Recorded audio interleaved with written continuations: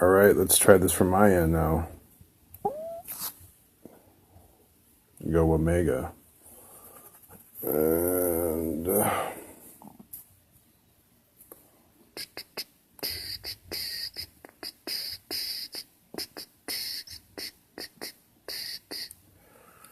all right. Alex, if you're watching, go ahead and get on your laptop or phone because I should be able to add you. That's not Alex, so that's Ralph. No, I know. I was going to say you can add me. Hello, Miss Naya. Thanks for tuning in. Marlena, my love. Mr. Black Mamba.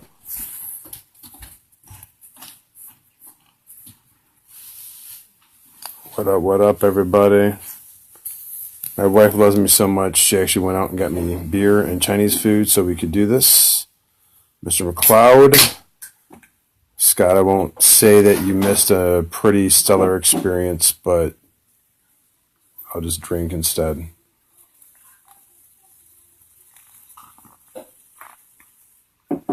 All right, Alex, come on, buddy. Where you at, homie? Alex, get on, and I can add you from the phone. You're probably right. You can't do that from the laptop. I can add Jeff if I wanted to. I can add Naya. I can everybody. I just need Alex Storts. Come on, people. Alex. Mr. Esposito. All right. Up to 7. Still don't know if I got an Alex here. What up, Jeff? All right, I'm going to start talking, and either Alex will log on to the video, and I can add him, since obviously it seems to be something we have to do from the phone and not a laptop. Here we go, Alex. Interesting. So, is this from Seneca, Missouri? Nope, this is, from New York. I'm located in Buffalo, New York, and my partner Alex is located in Long Island. Yep, I see Alex now too. And it's weird, you know what? It may come down to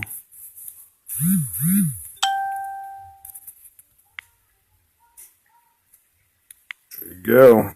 Adding Mr. Alex to the conversation.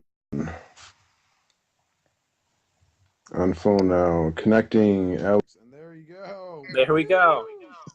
Who would have Awesome, thought baby. that when you try to do it on a laptop, it's actually less efficient than a phone?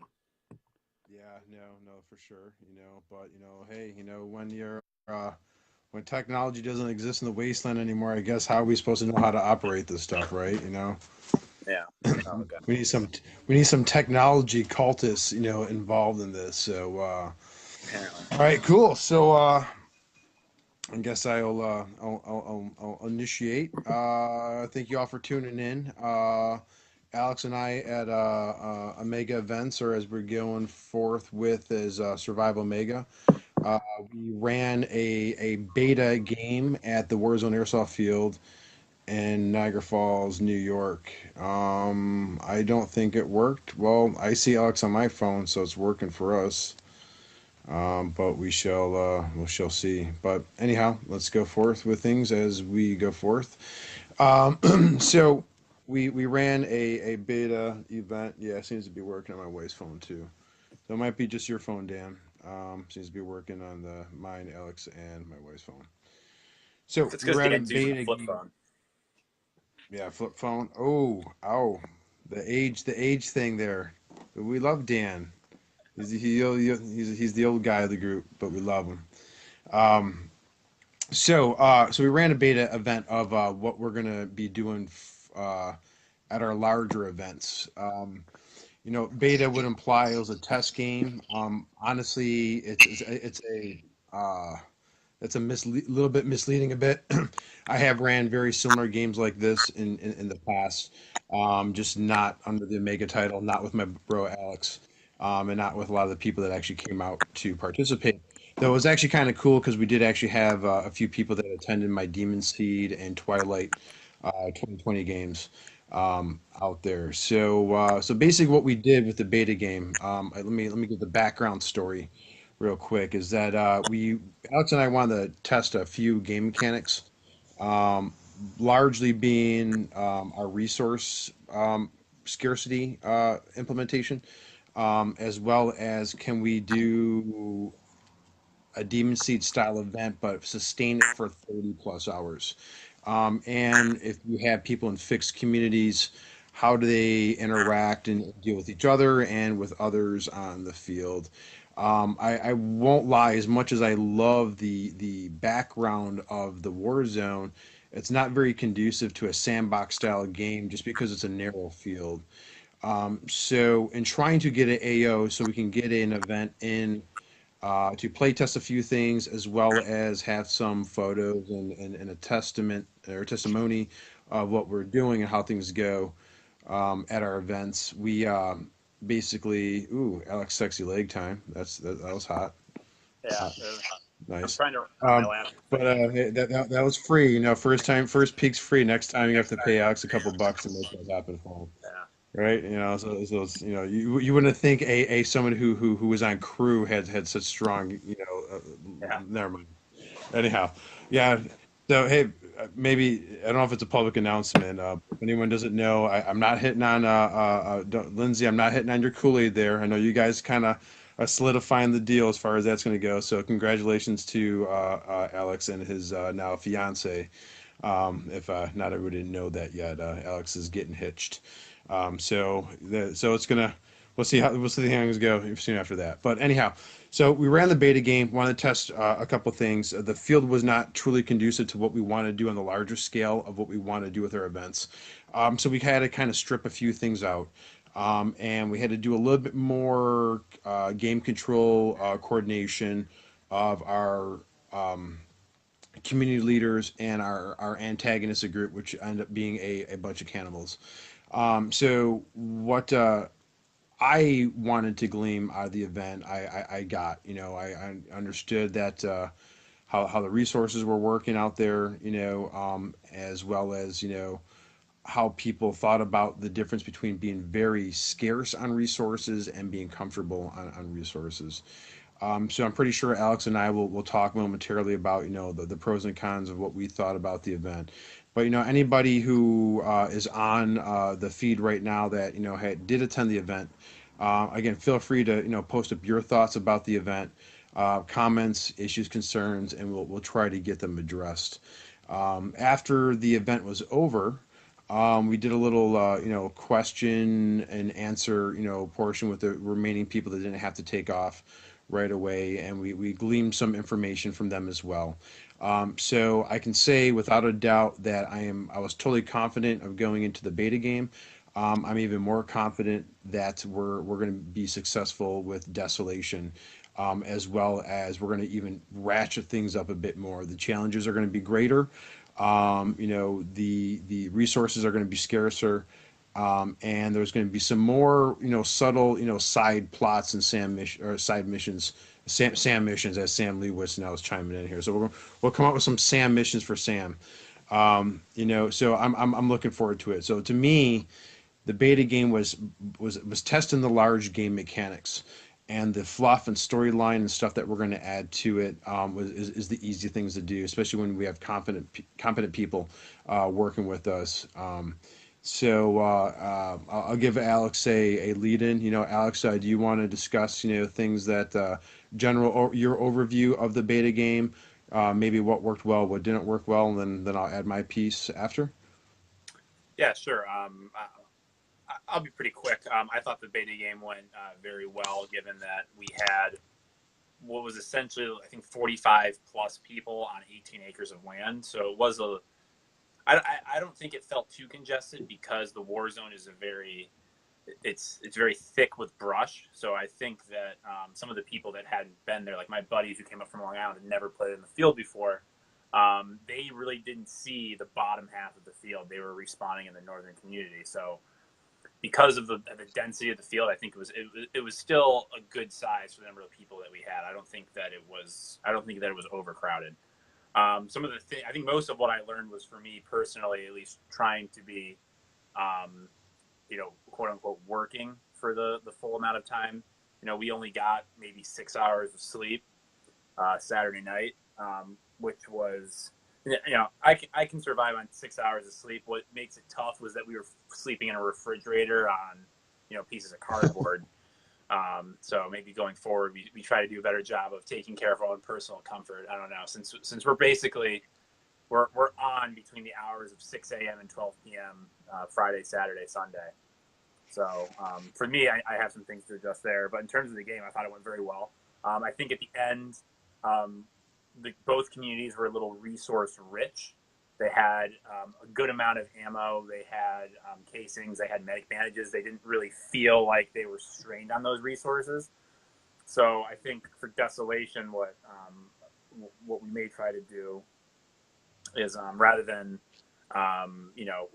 me going around the AO and sprinkling around a bunch of different resources, I will just be spreading around the brass casings that we use for currency, and then we can rely on our traders to inflate or deflate the price of certain goods as they see fit.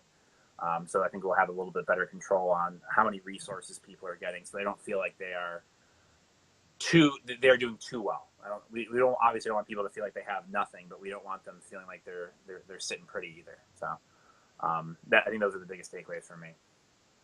Yeah, no, I mean, I'll expand, maybe expand a bit on what Alex said is, again, the first thing is that, when you write a really cool game, obviously you want to participate in that game, and it was one of the things that I kind of forewarned Alex in talking him into, getting involved with Omega and whatnot, and that there's still roles that we can play and we can still get involved in our game, but Alex and I, to the truest intent of all the requirements and regulations and restrictions that everybody else was going through, is that we try to put ourselves in an administrative role in a game organization and orchestration mode, but still adhere to all the tenets that all our participants were involved in. And I have to agree with Alex that it doesn't work. I mean, we survived the weekend as well. We worked hard. We were constantly moving. I don't think we got 6 hours of sleep. At best, it was 5 hours. And then again, that's broken sleep in between chills from the damp air, sleeping in the back of an 18-wheeler steel, truck, which turned it into a refrigerator, as well as our bro snap Ralph coming in at 6 in the morning with his heavy clompy boots, giving me a little morning wake up there, and of course the midnight pee, right? So I think Alex and I both realized that, not that we need to comfort ourselves more, but it was a learning experience, not only for ourselves, but I think everybody. I don't think anybody that participated at the beta game, or I think anybody that participates at any of our games, won't take away a learning experience, from it. Anywhere from us realizing that, us being fatigued is not good for our players, and trying to make sure that their experience is better. So as much as we want to participate, we might not have to. We might just have to just straight up focus on running the game for our participants and challenging them, and we'll just challenge ourselves by, I don't know, staying up for the day before and the day after, getting ready, for getting everything ready for everybody else. Speaking of, again, the learning experience and challenges there, and what I would just stated, Maxwell Trios posted up in the general, the Omega general interest group, right after, like, hey, what would you change different about your kit? And I think that's, again, that's a universal norm. I mean, some people like Eric and some of his guys, even myself, put a lot of forethought into what we would actually need and the bare minimum what we need to actually make it through. But I think a lot of other people, just, for one reason or another, weren't prepared enough.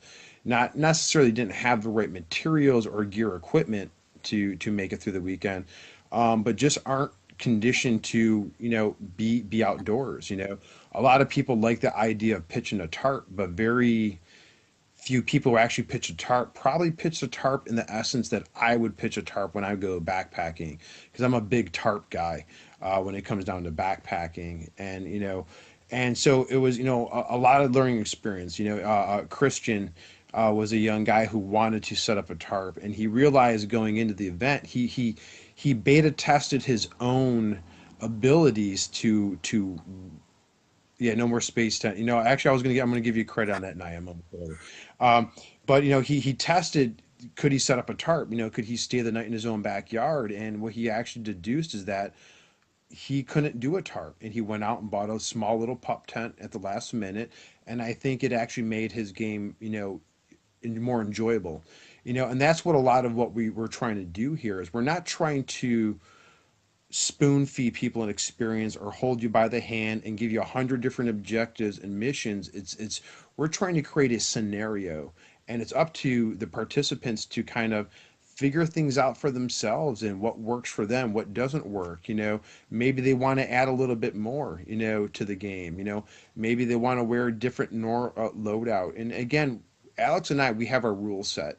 And our rule set really should be divided amongst, instead of a rule set which everybody has to adhere to, it should be more of a suggestions, guidelines, and rules. Break it up into those three things. And Alex, and a couple of things that Alex and I, have talked about and learned is that we're going to clarify a couple rules a little bit better, and we're going to make a couple of tweaks to our game mechanics. And I think that we had a great formula. I think we had almost unanimously everybody had a great time. And I really pushed hard to try to get negative criticism. We got suggestions on things that we could maybe do to heighten certain people's experiences. But a lot of times, even through those discussions, it's either something that we intentionally left out of the beta game, and or that it won't work. And again, it's just, Alex and I have been doing this for a long time, playing, attending other events, running events ourselves. And, just certain things work. When people want individual personalized quests, that's awesome. But when we have 150 people out at an event and not 40, what works for 40 won't work for 150 people. And it's not to say that we're not going to have a little bit more depth into our storyline and adding more from our role players into Desolation. Just a lot of things that that came out. Is just we just had to cut it out. Just because we just physically didn't have the people and the time to be able to do it at the beta game. But the beta game was to make sure that the sandbox was solid. The sandbox was going to be a good uh, uh, uh, uh, experience for people, and people to add their own situations or storylines or things into the game. People that want to trade more, set up eat their own commerce. People that maybe want to start a coffee hut and stuff like that. We're gonna make room for that. Because again, we want people to participate actively in our game. It's what you put into the game is what you're going to get out of it. And adding more to the game is going to mean that you're going to get more out of it too. And if you want quests there to be there, and you want to hide golden skulls all over an AO, then if we're not going to do it, I don't have a problem with our participants doing that. And that could be part of that participant's role-playing role that they want to undertake themselves. That, hey, I stashed 5 skulls out here, and I'll give you hints on where I located them. If you can come back with all 5, maybe I'll trade you some of my bullet casings or resources to it. But anyhow, I'm tanging a bit on what's to come, and we need to talk about what occurred. So from my point of view, other than the lessons that Alex already put out there, is that we need to, as people staffing, take care of ourselves a little bit better, so we can be more fresh, more bright, and not that we did. I don't think we didn't not deliver, for our customers, but we, as perfectionists, want to be able to deliver more for you folks. So the rucking it aspect of things, we're still going to be along the ambiance and storyline of our games, but we're probably going to scale back the disparity and challenges of ourselves, just because we want to focus on providing a better experience for our participants, and not ourselves. The resource thing, it seemed that a lot of people really liked the fact that they had stupid limited ammunition in the beginning of the game. People were, instead of brass checking, making sure they had rounds in their magazines, they're plastic checking and making sure they had rounds in their magazines. And as we wanted to make sure that there was enough out there, and the difficulty of sprinkling a field or an AO with resources, it's hard to figure out what's been taken, who took it, who's caching it, who's hoarding it. And the next thing you know, we think nobody has enough ammunition, and we got all sorts of players with huge ammo caches up inside the AO.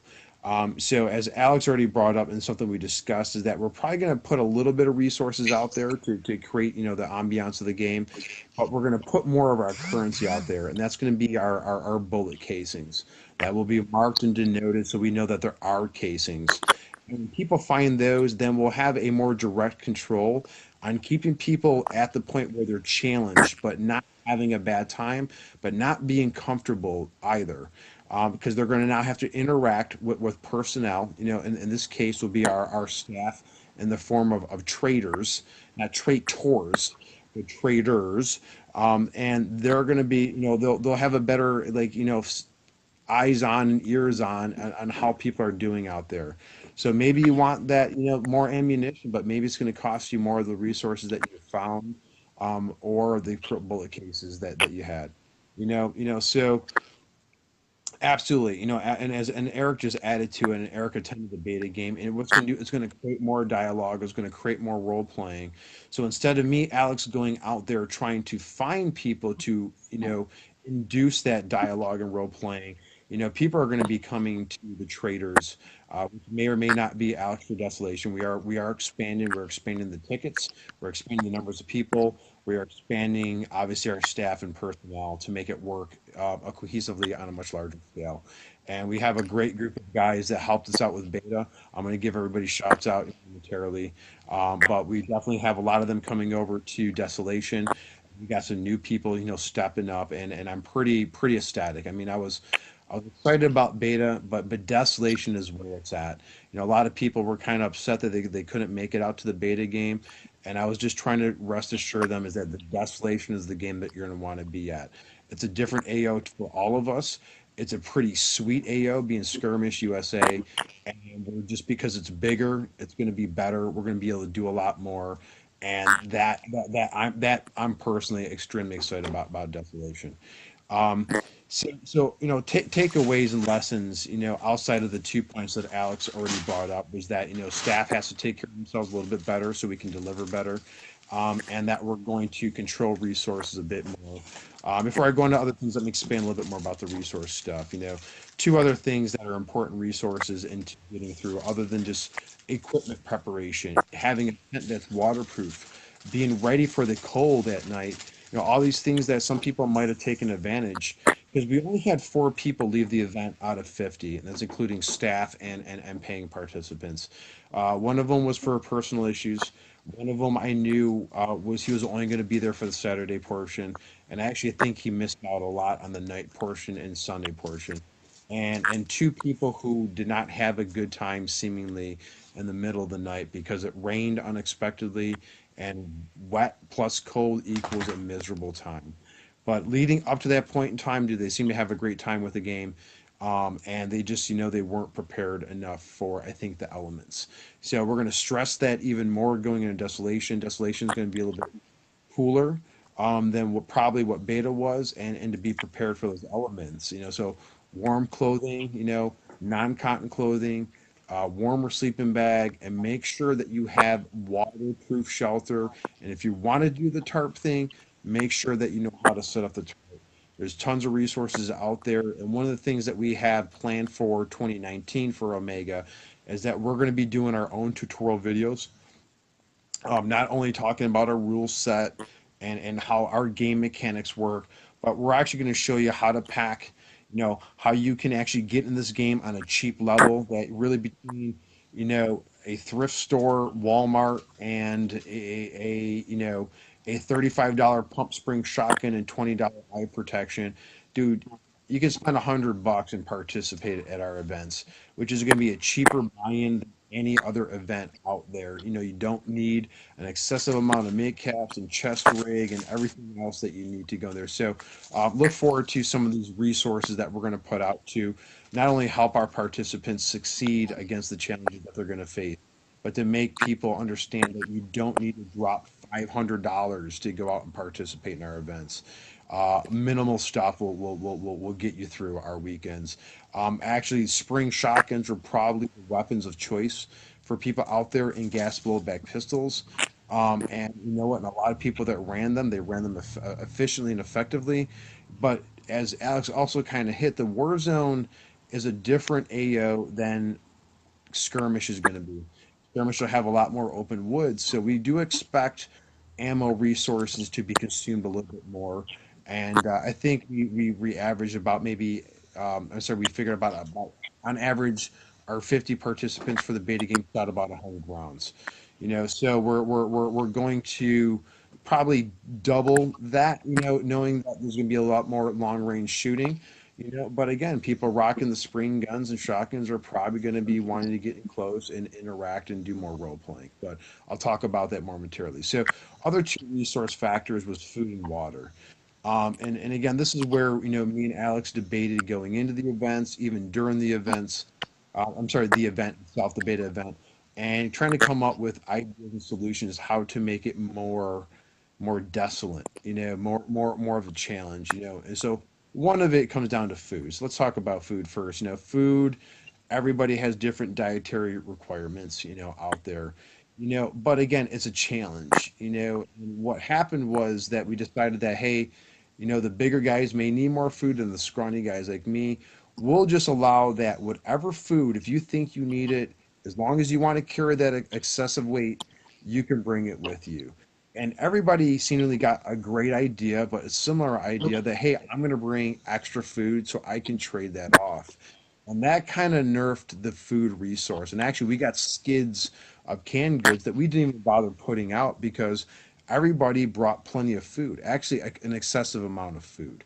And that kind of, led people to be comfortable in that aspect of things. And I know some of the guys, Matt and Eric, they were talking about the limited water and food scarcity, and they had some really great thinking ideas of how to approach these challenges before they even enter the game. So we're going to make food more of a challenge, and we're going to minimize the amount of food that people can bring on the field. And the general gist what Alex and I talked about so far, and we may tweak it a little bit because I know I could stick a lot of food in what we were going to probably perceive is that you can bring whatever food you can fit in a 1 gallon Ziploc baggie sealed. Now, one of the suggestions one of our participants actually went a step further is that whatever starting food and water that you want to bring has to fit sealed up in a 1 gallon Ziploc baggie, which I kind of like the idea because when you go to freeze dried instant meals, you can jam a bunch of stuff up inside a gallon bag. And actually, when I go backpacking for 2, 3 days, almost all the food I take, I can fit in a Ziploc gallon baggie. So, but the problem then becomes water as well, and that's a different topic I want to talk about. But we don't have the exact formula yet. But for food will be a more scarce resource. We're going to have food introduced in the game through traders, scavengeable resources, and what we're also going to do is we're going to try to introduce a fixed trading post location and I'm going to air quote this like a cafe of some sort. And what we'll be able to do then is you'll be able to trade the bullet casing economics, resources, and maybe get yourself a grilled hot dog or a hot ramen noodle or something like that. So we're gonna add a little bit more to Desolation, and give you folks some warm food that you won't have to worry about. Will you be able to heat up your canned goods, or boil water or whatnot? So we're going to add a little bit more as far as that's going to go, but we're also going to take away a bit more from the players and trying to bring everything and anything they want. Now the caveat is like if you're diabetic and you're having some issues like that, we will work with you. But don't be stupid. I know not everyone's a diabetic, and just because you want to bring a whole bunch of chocolate bars, if it's not going to fit at least at this point in time in a gallon Ziploc baggie, you're probably not going to be allowed to bring it on the AO. So we're definitely going to limit the food that people bring.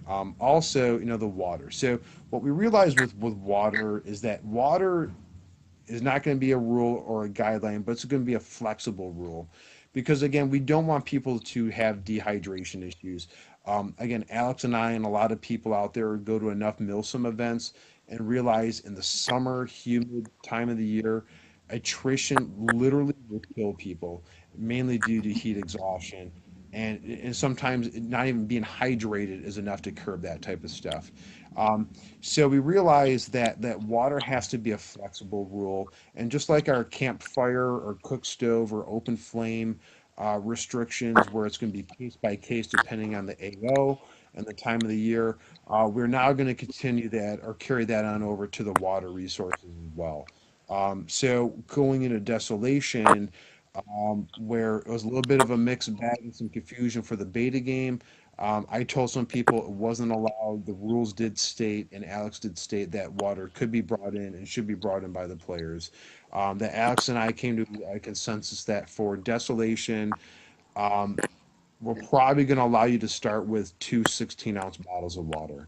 And that should get you through the journey to your initial community start, and your initial scavenging, and where then you'll be able to find water and or other items to trade with traders to get water.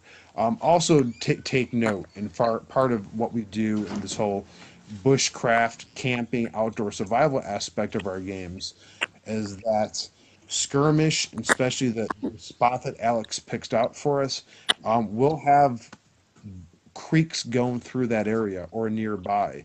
So I definitely highly suggest, getting into it, and we're going to make, reminders to people that, getting yourself like a Sawyer squeeze for $30, or some, water filtration tabs, or even if you want to go through the time of boiling water, you will be able to obtain your own water resources outside of what Omega provides in the form of cached water bottles or 5-gallon jugs. Now we're going to have that out there for people as well.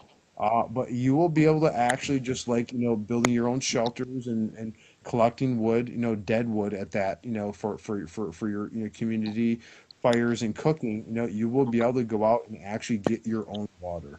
But again, be smart about it. Don't be, sucking some water that some might have came downstream from some dead, coyote.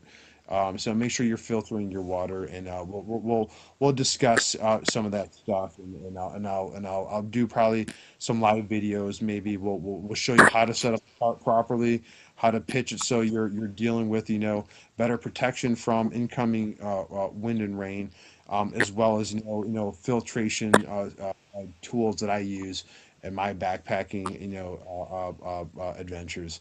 And again, really, $10 can get you some water filtration tablets. It's not like you really have to even spend a lot more money. But again, part of our game again is always going to be, and I'm going to say game, an event. And I'll talk about that momentarily, the difference between a game and our event. But our events are, again, it's a challenge, not just game challenge or resource challenge and bartering and role playing challenges, but literally making it through the elements for that weekend, because you got to pack in what you need. um, but so, let me carry on. So the resource, thing was a big takeaway, at least for me personally. When do we put too much out, and when do we not have enough? And I think Alex and I came up with a good, addendums or tweaks to that. So I'm pretty stoked that Desolation's going to even be more resource scarce, but I think it's going to even make it even that much more fun and enjoyable. One of the takeaways that we also got from the beta game was that people didn't like hand loading the ammunition. It sucked, but also then, because it sucked, the challenges that provide, that people seemingly also enjoyed it as well. So, again, Desolation may be a little bit chillier, but we're not removing that rule, because that rule is a challenge that people are going to have to overcome. And if your fingers get cold and you can only add 10 rounds instead of 20 rounds, Again, that's just one of these challenges and hurdles that you're going to have to contend with and overcome. A lot of people were gravitating to old school tube and ramrod, loaders that used to come with pistols and old Tokyo Marui mid-capped guns. Even some guys made their own homemade versions with chunks of inner barrel and cleaning rods.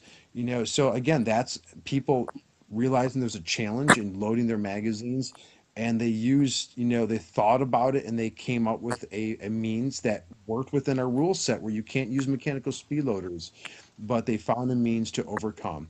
Now, again, as time goes on and these solutions to these challenges get more known and widespread, don't worry. Alex and I are smart guys. We'll just find a whole new set of challenges that won't nerf the solutions that you provide, but we're always going to make sure that people are being pushed and challenging themselves. Because I've had guys that went to Demon Seed, they had to rethink things and got re-challenged with our Mega Beta game, and people are going to reset and rethink and come up with solutions for problems and challenges they face at the beta game that will help them at dissolution. But they're gonna, again, it's gonna be continuing challenges out there because again, it's the beauty of what we're putting out there is that what you get out of the game is what you put into it. And if you want to cheat, you want to rob, you want to cut corners, you're only robbing yourself from the experience. And I think anyone that attended the beta game will attest that the challenges were awesome, and they had you know what it was. Fell asleep when I got home. Realized, yeah, yeah. All right, sorry. Okay, I'm trying not to read the comments, but yeah, and so I actually had a bag full of them. If people were having a hard time, they could have traded that stuff out. So, I mean, as far as the rules go, we're not going to change probably too much. We're just going to retweak a few things. Um, so I personally gleamed. I was confident about what yeah, yeah. Let me, think, challenge yourself, right? Yeah, that's kind of like the whole mantra, here. So, like, Dan went up inside there. So, at Milsim games, when all these people bring all the stuff on the field they're putting in all weekend long, a lot of it comes down to, hey, I appreciate all the hard work that everybody put in, and we'll find a ways to get your heavy stuff off the AO. Probably not going to be able to do that in Desolation because it's going to be so big, so vast, and we're just not going to be able to drive trucks up to that. But Dan's one of these guys that, dude, he humped his gear in. Dude, he wanted to hump his gear out. So Dan put a self challenge out there to make sure that, he took it that one step farther because, again, Dan was putting in what he wanted to get out of it. And he wanted a little bit more. He wanted a little more self challenge.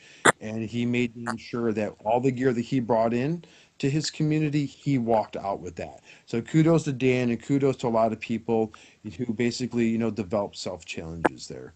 Let me hit on a couple, takeaway things some people had, because that was just the biggest thing was how the communities were going to work, interact.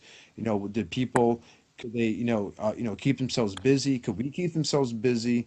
All weekend long. And you know what? The funny thing is, I think we got complaints that we actually kept people too busy, which I'm good with, but it's hard to take breaks.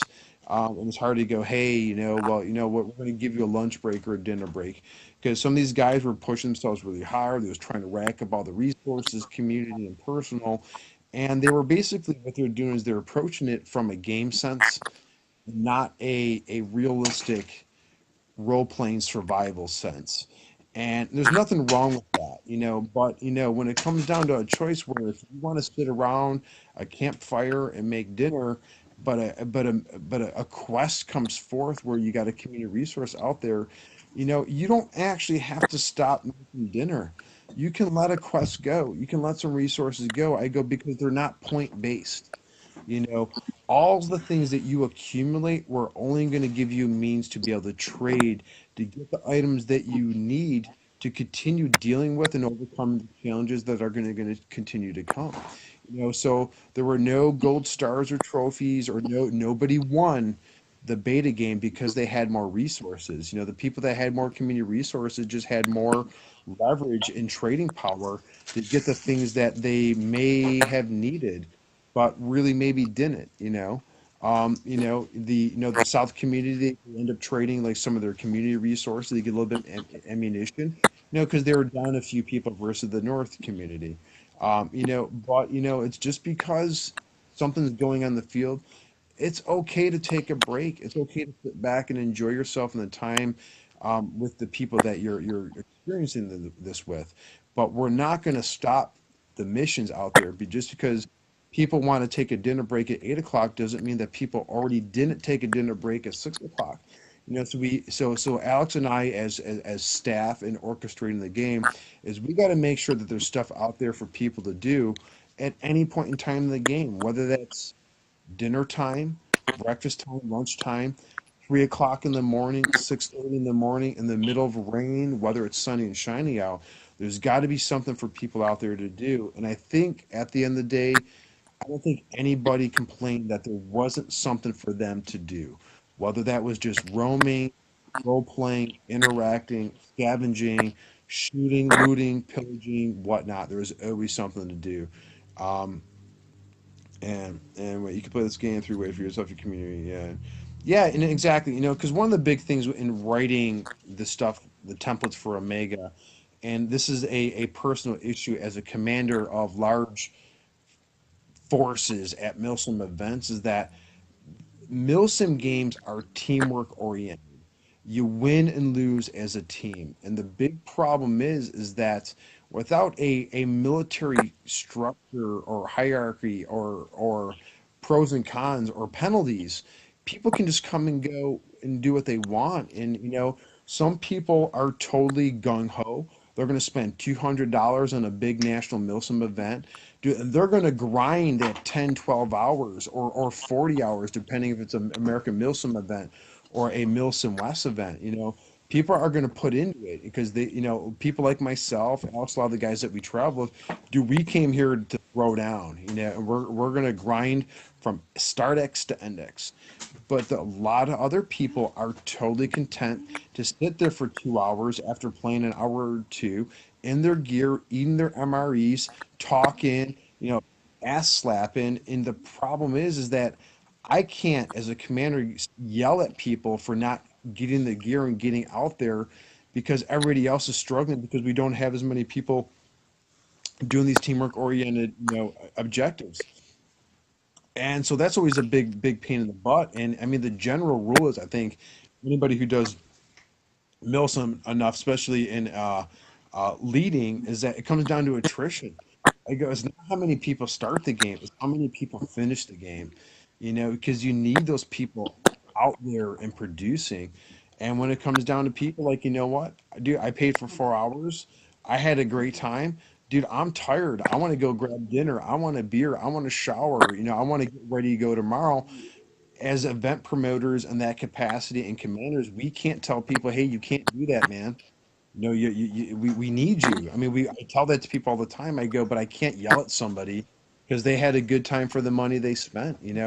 But when you live or trying to recreate a realistic situation in a post-apocalyptic time, I go, you don't have to keep grinding 30, 40 plus hours out there. It's a physical impossibility, and it actually doesn't go with the storyline and the mission out there. So, that was a big thing that, Alex and I are talking about before we released Omega, and we're still contending with even in and even after the game, is that so many people getting involved in these events are coming from an airsoft background, and they're molded and nurtured in that you got to shoot, you got to get trigger time, you have to complete the objective. What's the next objective? I need more objectives done before the next person because that's how we gauge our success. That's how we win. None of that shit matters in the game. And the game is designed that if you want to be that guy and you want to have your cool apocalyptic LARP costume and set up in a community and just chill out the whole weekend, you can do that. You're allowed to do that. You're entitled to do that. And if that's what you want to do, you're encouraged to do that. But you will have no effect on the people that want to go out and scavenge and work together with other people to get these community resources. The only negative is that you may not reap the benefits from what other people put together. I go, but it doesn't stop you from having to not want to participate and kick back and enjoy yourself. And that's one of the beauties of this game, is that there's something for everybody. You want to guard your community all weekend?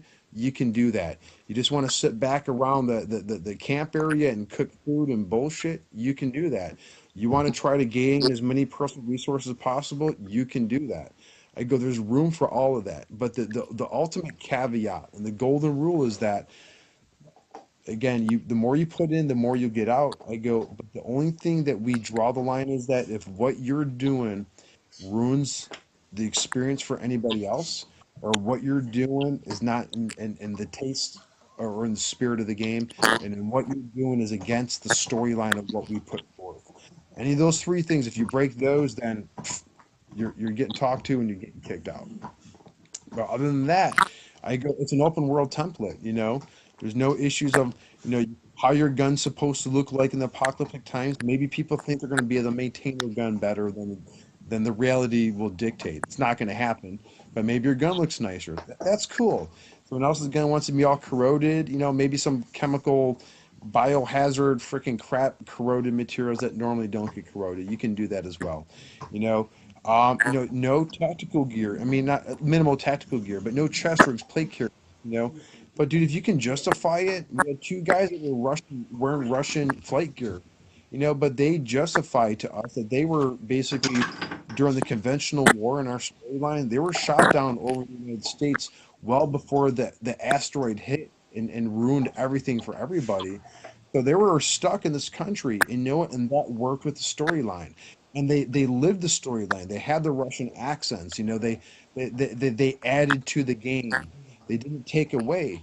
So Alex and I, being reasonable with what we were putting forth, we're flexible with that. They justified it, we allowed it, and it added a little something cool to the game, which I think Alex and I both can appreciate it.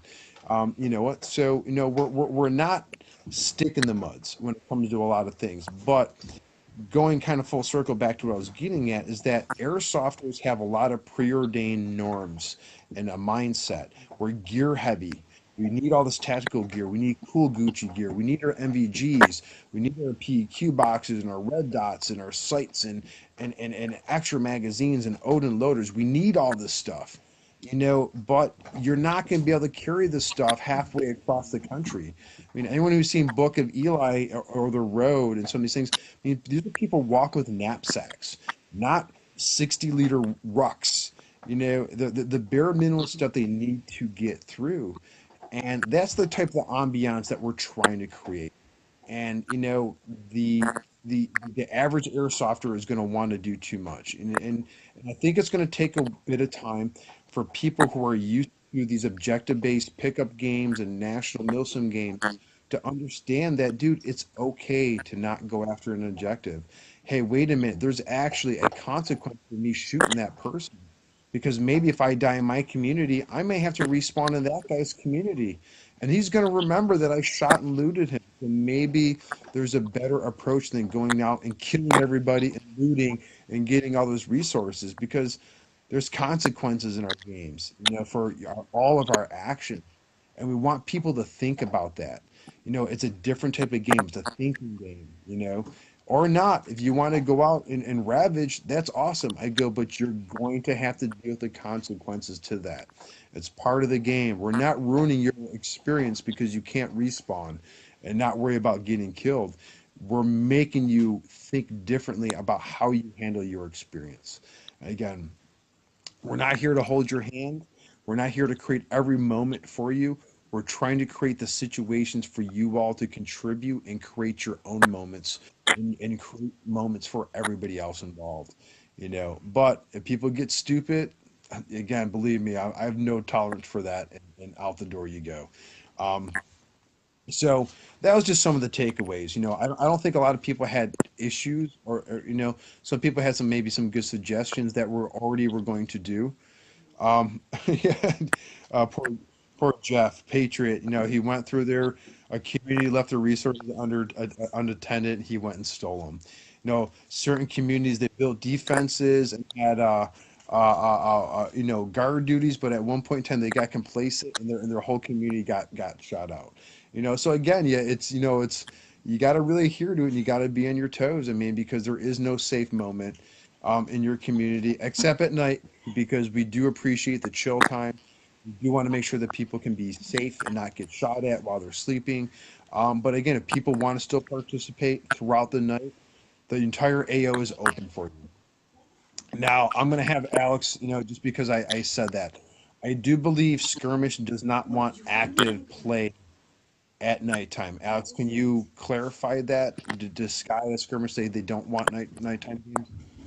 No, we can. No, we can play at night.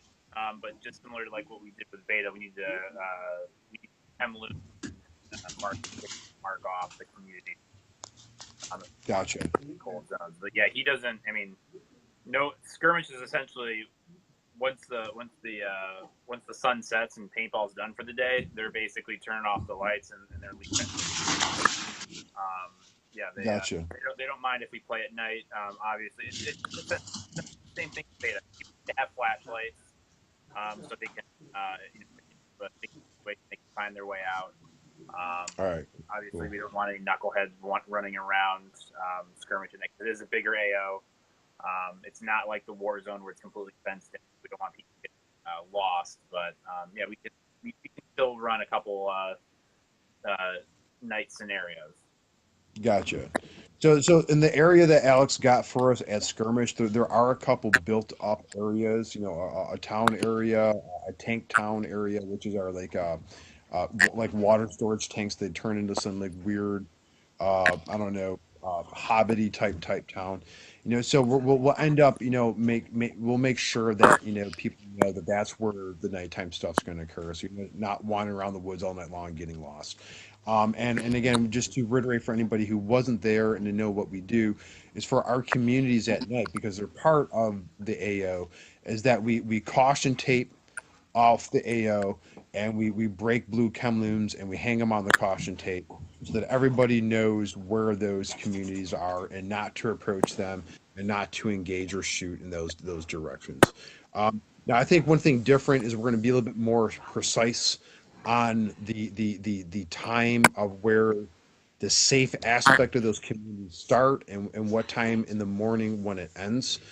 Basically, we're doing dusk till dawn, but we did catch one community, some tired, bleary-eyed people who did not have their iPro on, and thankfully, our staff antagonist groups that went to go engage them did not, and basically yelled at them to get their iPro on in the morning.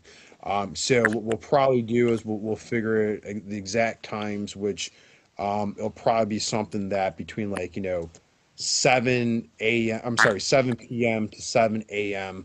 will be safe zones for the community.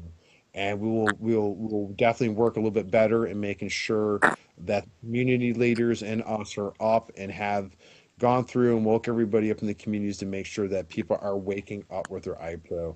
Because again, as I always say, iPro will be the biggest thing that ruins this hobby, whether it be casual airsoft, milsim, or next gen sim, like what we're doing here. Um, because everyone's going to start biting us quite quick about because people are going to realize that this is the way airsoft go.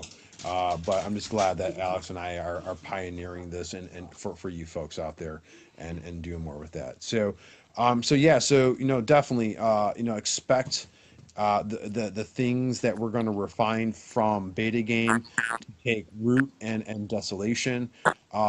Tickets are on sale. Tickets are starting to pick up now that people have seen what we've done at beta.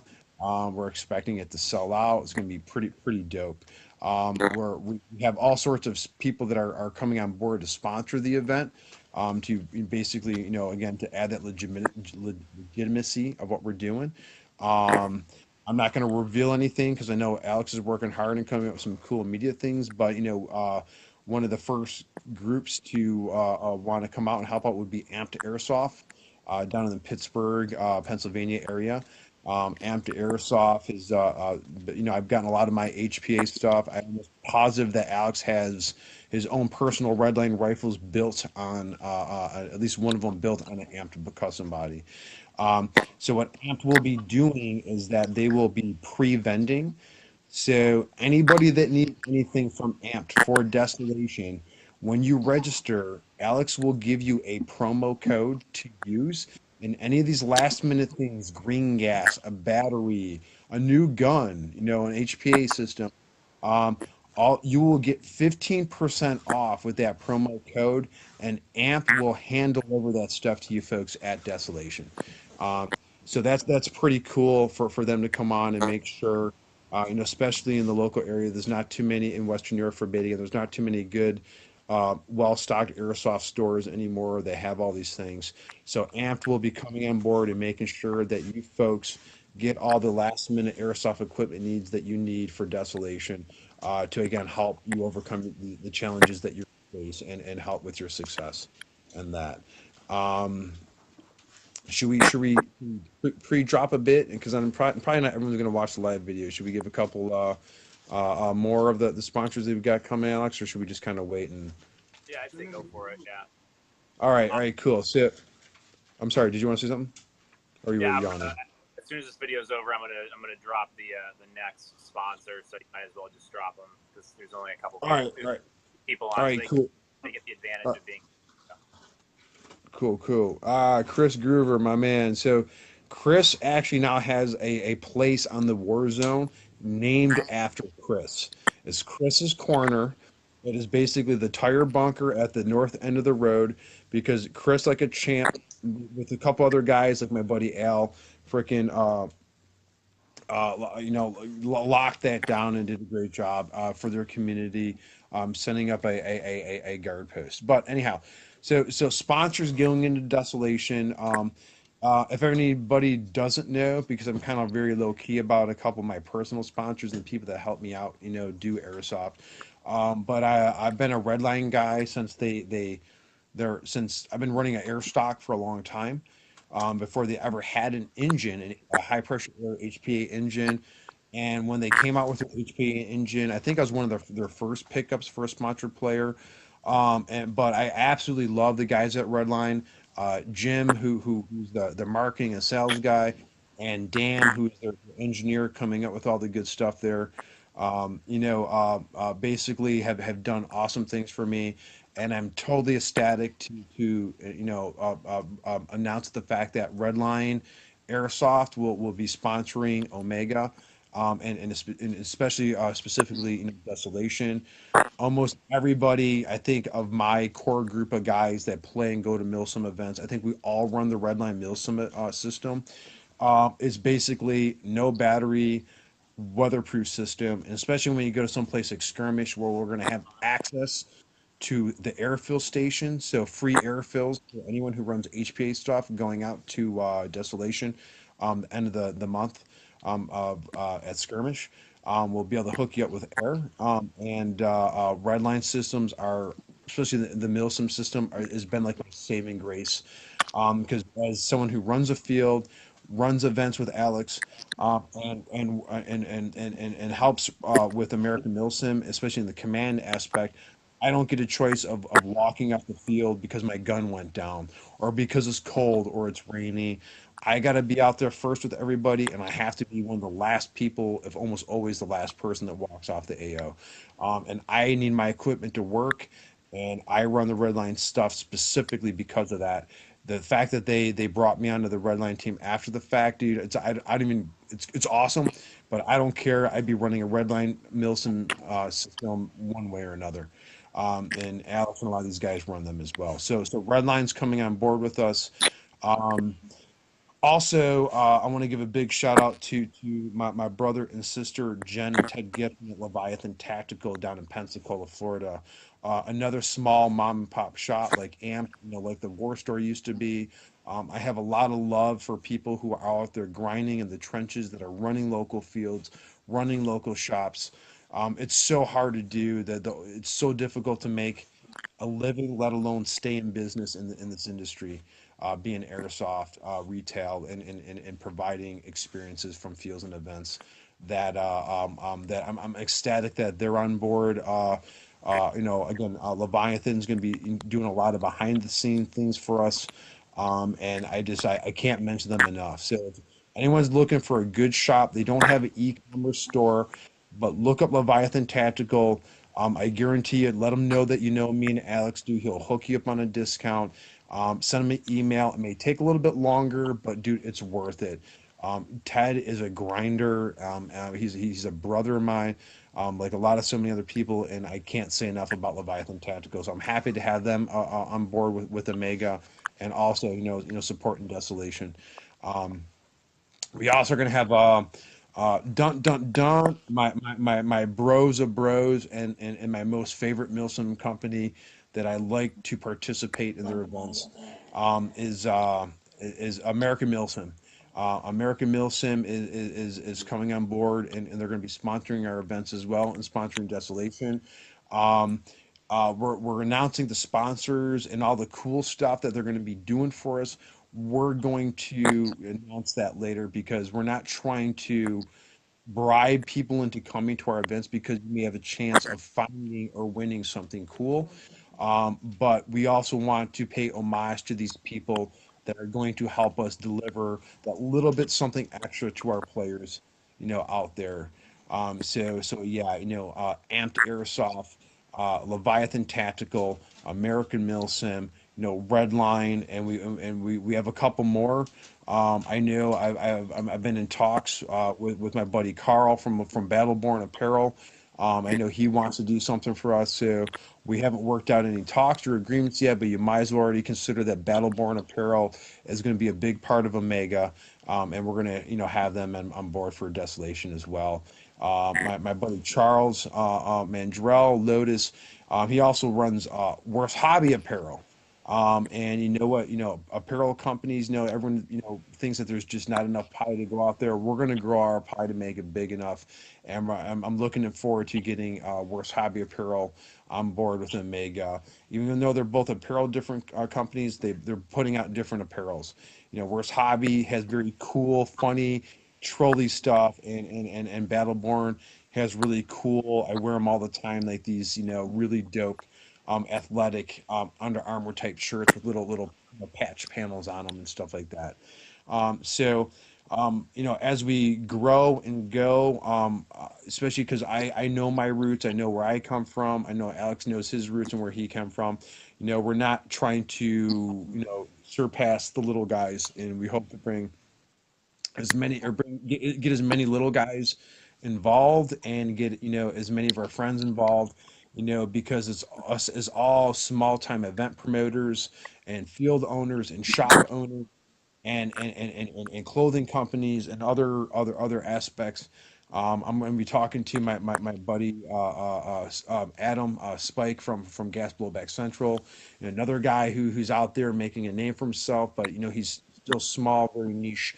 That I think that the more of us that come together, the more successful that we'll be working together, but the more successful we'll also become as individuals as well. So, same thing when we're looking for AOs, the big thing is let's go after all the big AOs that everybody else is going to. But then we start to realize that there's all these cool paintball fields and airsoft fields that are being built that actually work with our style of game and our style of event and experience. And it may not work with big Milsim games. So we're really looking forward to, reaching out and working with these people, because the small guy and the middle guy, we're going to get chewed up and left behind in the airsoft industry side of things. And I'm hoping that we can, all work together and we can all ride out the storm that's coming of where airsoft is going to implode and things are going to consolidate. And if we're standing alone in this aspect of things, dude, we're going to go out of business, like that. So anyhow, little, Omega philosophy and mantra, and about our sponsors, why we're happy to have them, and what we're looking to do with them as far as that goes. So again, just continue to expect bigger and better things out of Omega. And we've been droning and talking. We'll probably do a little bit more, but um, to kind of end a couple things for me, beta I felt was successful. I think Alex and I both can agree we're going to retweak a couple things, we're going to add a bit more, we're going to bring more people on, and you know what, we're both pretty excited to be working with Skirmish and so many sponsors, and to giving you folks and participants another stellar experience, chock full of personal and game provided challenges. It's gonna be pretty dope. I guarantee that if you didn't go to the beta game, if you haven't been to one of my games, You're going to enjoy it. I guarantee it. You're going to enjoy it. Just come with an open mind, put your thinking caps on, and get ready to challenge yourself and problem solve to overcome these challenges.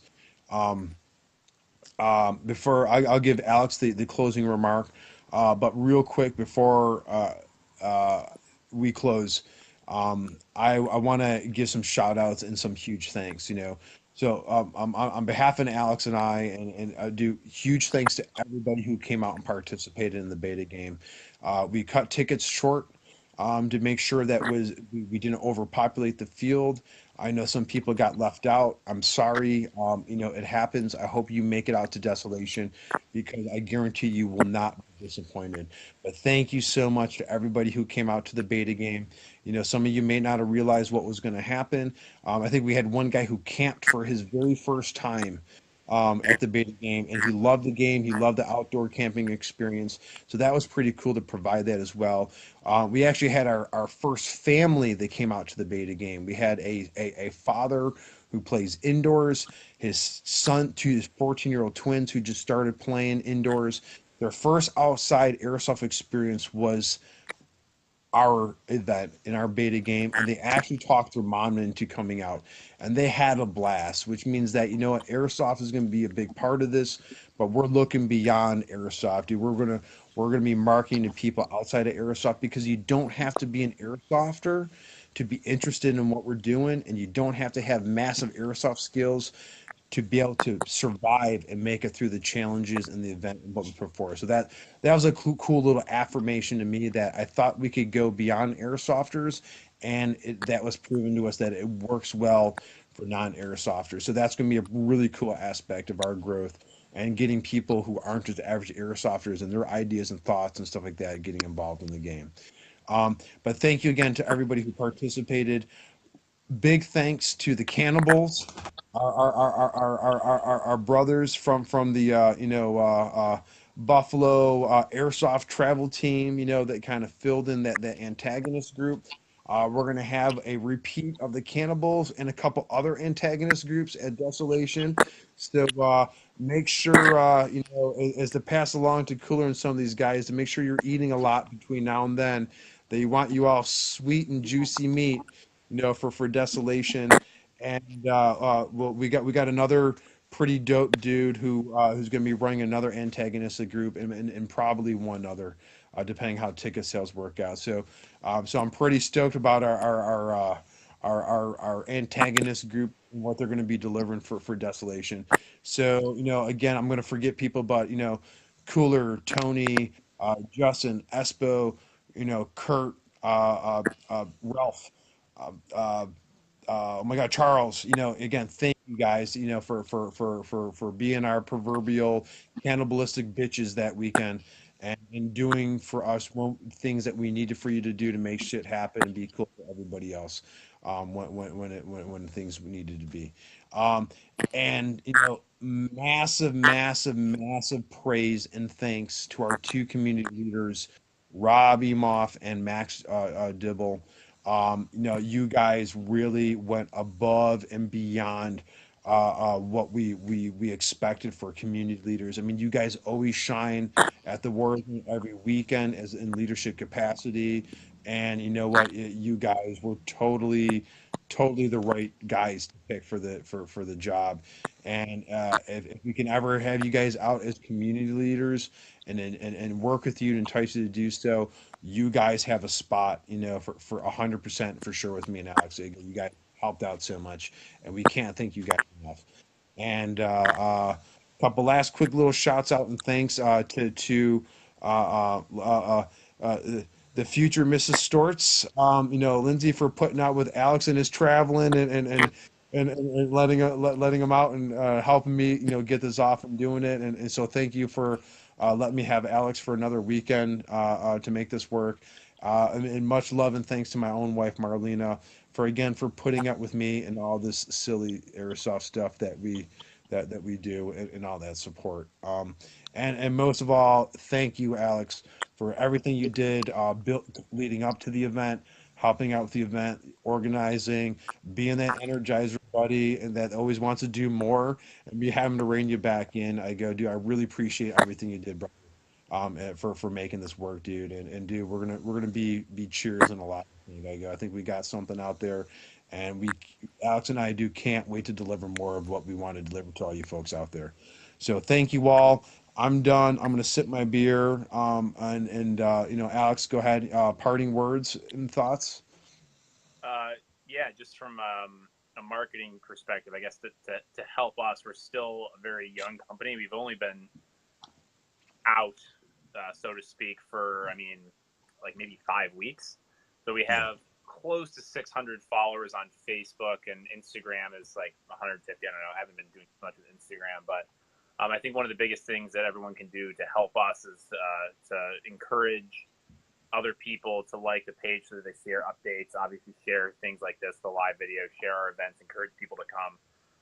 I think one of the things that is important for people to understand is that we are not an airsoft company that does events. We are an event company that uses airsoft as a tool during our events. So you Absolutely. might find that people who would be completely turned off to traditional airsoft, going to an open play in an airsoft field, playing for 5 hours, getting dressed up, and $500 worth of gear with a $300 gun, so on and so forth. People that might traditionally be turned off to that may be very turned on to our events. So just a couple personal examples. Lindsay, my fiance's little brother, used to do really hardcore Civil War enacting, like wearing the wool uniforms, like going to like these delis to get like salt pork and parchment paper and just crazy stuff like that. So he's really into that kind of reenacting, that reenacting piece, and he's had a lot of experience being miserable outdoors. So he's very interested in doing one of these events. A buddy I went to school with, I rode with him. His girlfriend is super into the Fallout series. Like she's put like 200 to 300 hours in each of like the recent games, like Fallout 3, Vegas, Fallout 4. I told her about these events, and she really wants to come and drag her boyfriend, my buddy, out with them. A lot of examples of people that, again, wouldn't traditionally be interested in an airsoft game, but are very interested in the idea of our events. And I think as people, I have three red lines, a fourth on the way. So I mean, and I don't really play. So there's four guns right there that I can loan out to people to use for the event. As long as they have a tent and they can buy $15 eye protection on Amazon, there's no reason why they can't be effective at one of our events. So I know most airsofters, in addition to being gear whores, like you said, are also gun whores. Most of us have plenty of guns to lend out to individuals if they want to come to one of these events and have a good time. Unfortunately, we're not at the point yet where we can do rentals. It's something that it would be great to do, but we're just not there yet. So if you can reach out to your friends, see if they're interested and see if they'd want to come to one of these events. Like you said, it's $100 for a ticket. You don't need much beyond that. Like you can get by with very little. So I think that'd be like my one parting piece of parting request for people on this Yeah. video. Yeah. No. No. And that's legit. I mean, obviously, help us help you. You're into the outdoors. You're a geek. You like Mad Max. You like Fallout. I mean, I get this. This is not something that's difficult. When we keep using the word challenge, it's not to sound like it's daunting. It's not like Survivor. We're not making you like not eat for freaking 30 days and participate in hardcore physical obstacles and stuff like that. Is that most of the challenges that people will face are self-induced. They're not necessarily from us. And again, I think it was a great learning experience for everybody. And again, yeah, I mean, you find anybody that's a geek or you're one of your gamer tag buddies online. I mean, let's just tell them that like and follow our company. Check it out.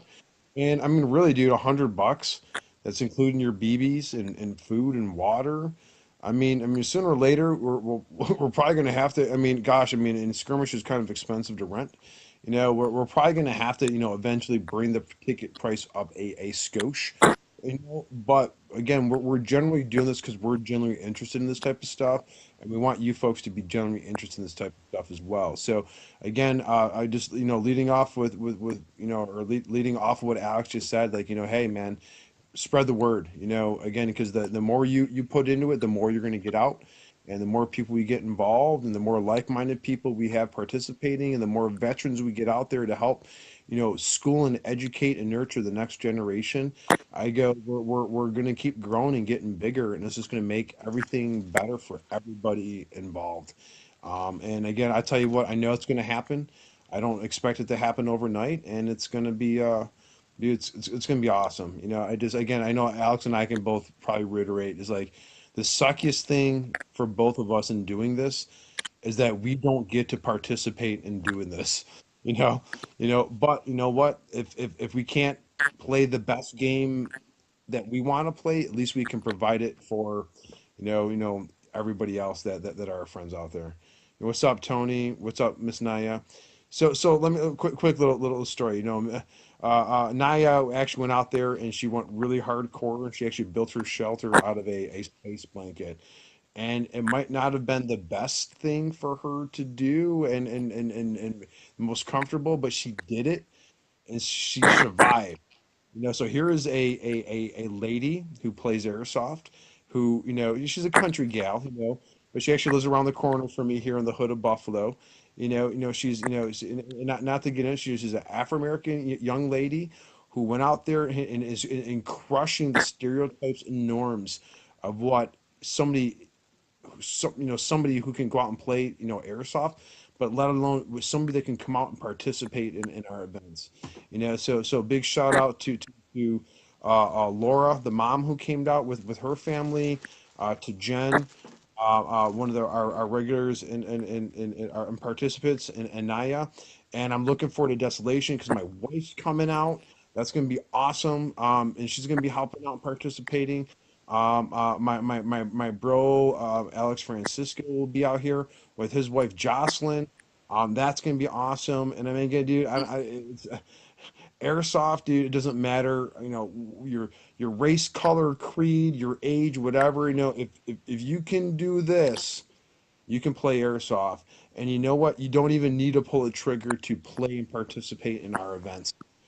So we're definitely, looking forward to getting everybody out there. So again, uh, I'm gonna stop droning and talking because you all know I like to talk.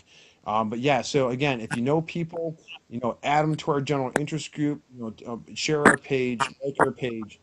Get that word out there because the more we grow, the more than we can do for all you out there, and the better we can make our events. So, I'm good. I got nothing else really to say. You good, Alex? I'm good. Yeah. All right, sweet. So again, just once again, thank you all for the, who attended the beta event. Tickets are on sale for Desolation. A lot of people are looking for rides and trying to figure stuff out. Join and post up on the general interest group to, get out there. Again, the people are going, so you know what? I'm pretty sure people can figure out a ride. And you know what? Don't drive yourself. It's about 3.5, 4 hour drive for most people here in Western New York or Long Island. Carpool because you know what? Anyone can attest that traveling to events and coming back, no different than the community and camping experience that we provided at the event, are some of the best parts of this game. It's just like talking about your trials and tribulations and what you did individually and working together. Because airsoft and especially our events are social, and that's what really makes me happy about when seeing all these people having a good time and having a good time, even if it's cold and rainy out, and you're still having a good time around the campfire. That's awesome. I go, you can't ask for a better event when someone's running or putting on an event, from our capacity than that. But that being said, much love. Buy your tickets for Desolation, and we'll hope to see you there. It's going to be off the hook. All right, brother Alex, dude. I'll talk to you soon. And everybody else out there, be safe, be smart, have fun. We love you. See you at Desolation. Boom.